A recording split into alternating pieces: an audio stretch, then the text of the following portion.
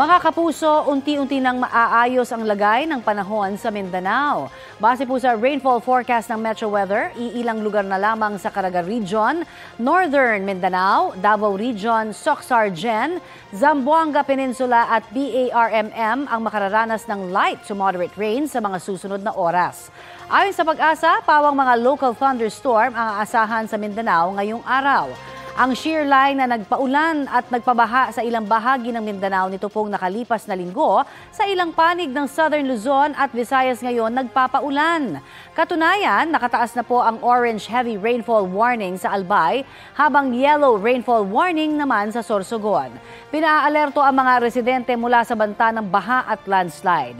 Inaasahan ang malalakas na pag-ulan hanggang alas 11 ngayong umaga.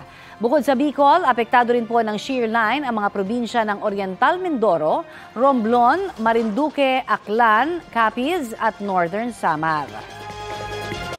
Kapuso, para sa mga maiinit na balita, mag-subscribe sa GMA Integrated News sa YouTube. Sa mga kapuso naman abroad, subaybayan nyo kami sa GMA Pinoy TV at sa www.gmanews.tv.